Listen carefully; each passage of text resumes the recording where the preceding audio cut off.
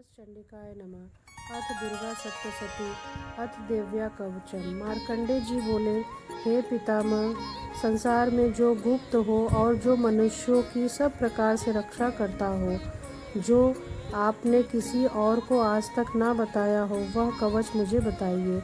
श्री ब्रह्मा जी कहने लगे, अत्यंत गुप्त व सब प्राणियों की भलाई करने वाला कवच मुझसे सुनो। प्रथम शैलपुत्रीय, द्वितीय ब्रह्मचारिणी, तृतीय चंद्रघंटा, चौथी कुष्मांडा, पांचवी स्कंद माता, छठी कात्यायनी, सातवीं कालरात्रि, आठवीं महागौरी, नवीं सिद्धिदात्री। यह देवी की 9 मूर्तियां हैं और वह 9 दुर्गा कहलाती हैं। आग में जलता हुआ, रण में शत्रु से घिरा हुआ, विषम संकट में फंसा हुआ मनुष्य यदि दुर्गा के नाम का स्मरण करे तो उसको कभी भी हानि नहीं होगी। रण में उसके लिए कुछ भी आपत्ति नहीं और ना ही उसे किसी प्रकार का दुख या डर ही होता है। हे देवी, जिसने श्रद्धा पूर्वक तुम्हारा स्मरण किया है उसकी वृद्धि होती है और जो तुम्हारा चिंतन करते हैं उनकी तुम निसंदेह रक्षा करने वाली हो।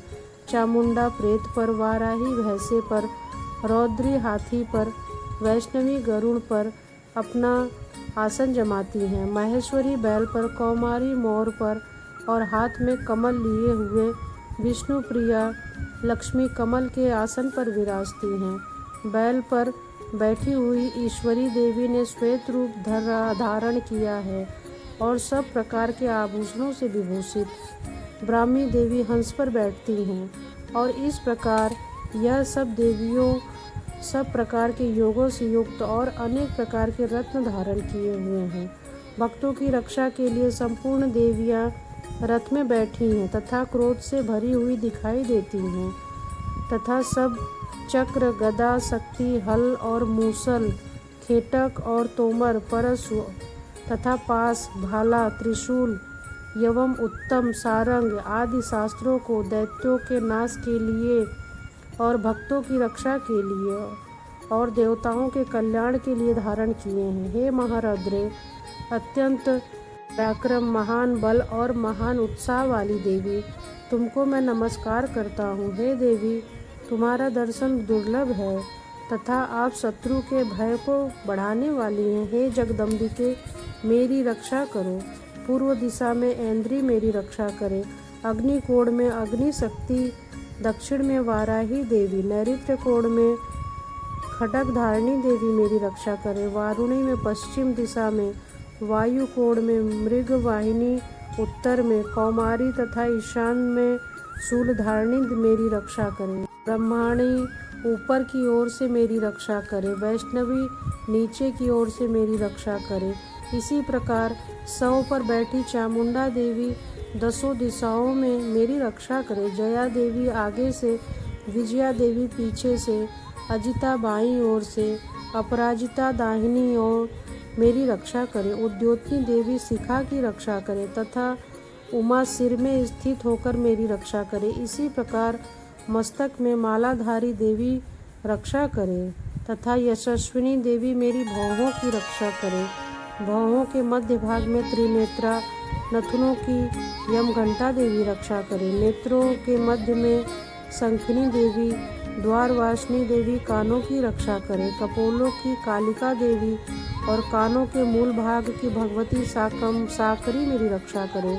सुगंधा नासिका में और चर्चिका ऊपर के होठ में, अमृत कला नीचे के होठों में, सरस्वती देवी जीव की रक्षा करे। कौमारी देवी दांतों की और चंडिका कंठ प्रदेश की रक्षा करे। चित्र घंटा गले की घंटी और महामाया तालू की रक्षा करे। कामाक्षी ठोड़ी की सर्वमांगला वाणी की रक्षा करे। भद्रकाली गर्दन की और धनुर्धरी पीठ के मेरुदंड की रक्षा करे। कंठ के बाहरी भाग की नीलग्रीवा और कंठ की नली की नलकुंभरी रक्षा करे। दोनों कंधों की खड्ग धारिणी और वज्रधारिणी मेरी दोनों बाहों की रक्षा करे।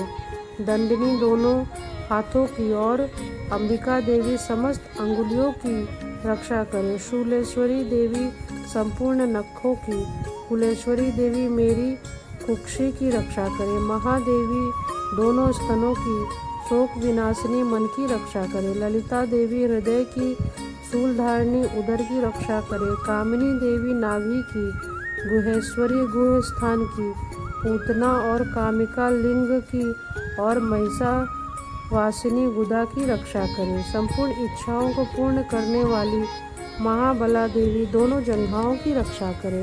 विंध्यवासिनी दोनों घुटनों की और तेजसी देवी दोनों पाँवों के पृष्ठभाग की, श्रीधरी पाँवों के अंगुलियों की, स्थलवासिनी तलुओं की, दृष्टा करालिनी देवी नखों की, ऊर्ध्व केशरी केशों की, बागेश्वरी वाणी की रक्षा करे।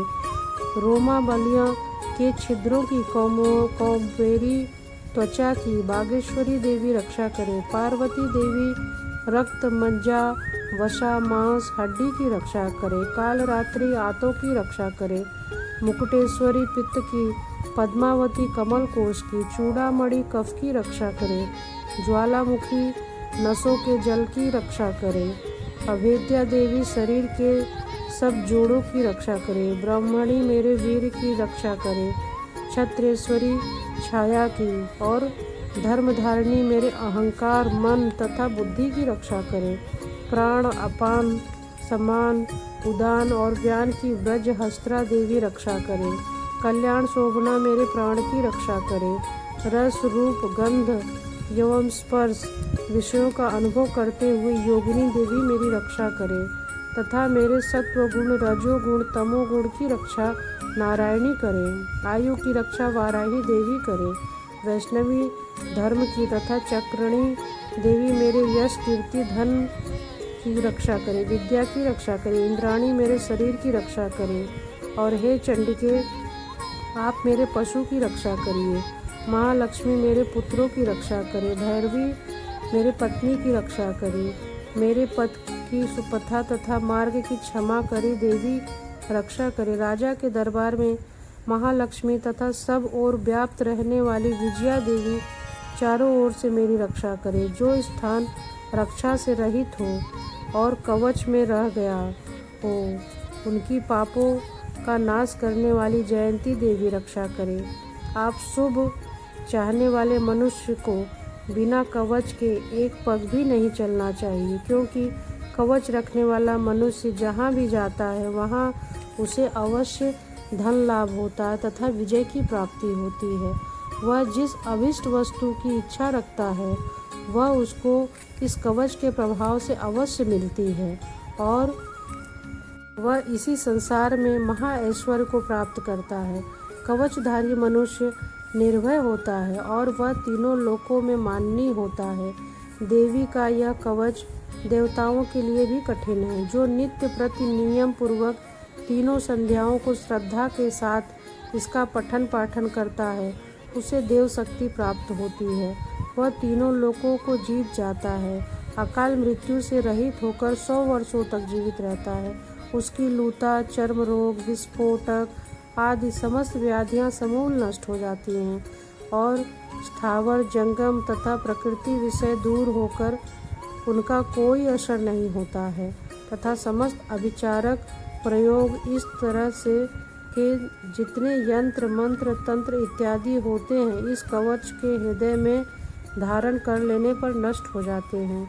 इसके अतिरिक्त पृथ्वी पर विचरने वाले भूचर, नभचर, जलचर प्राणी, उपदेश मात्र से सिद्ध होने वाले निम्न कोटि के देवता, जन्म के साथ प्रकट होने वाले देवता, कुल देवता, कंठमाला आदि, डाकनी, शाकनी, अंतरिक्ष में विचरण करने वाली अत्यंत बलवती भयानक डाकिनियाँ, ग्रह, भूत, यक्ष, गंधर्व, राक्षस, ब्रह्म राक्षस, वैताल, कुष्मांड और भैरवी आदि अनिष्टकारक देवता भी उस मनुष्य को जिसने कि अपने हृदय में यह कवच धारण किया हुआ है देखते ही भाग जाते हैं। इस कवच को के धारण करने से मान और तेज बढ़ता है। जो व्यक्ति इस कवच का पाठ करके उसके पश्चात सब सती चंडी पाठ करता है उसका यश जगत में विख्यात होता है और जब वह वन, पर्वत, कानकादि इस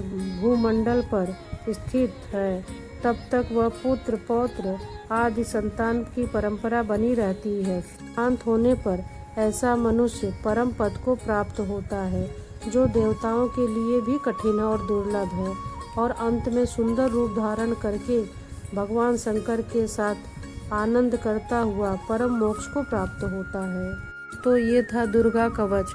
दुर्गा कवच जो व्यक्ति पढ़ता है वह समस्त कष्टों से मुक्त हो जाता है, माँ भगवती की कृपा से मनोवांछित फल की प्राप्ति करता है और संसार से पुत्र पौत्र आदि प्राप्त करने के बाद विदा होता है और अंत में उसे मोक्ष की प्राप्ति होती है।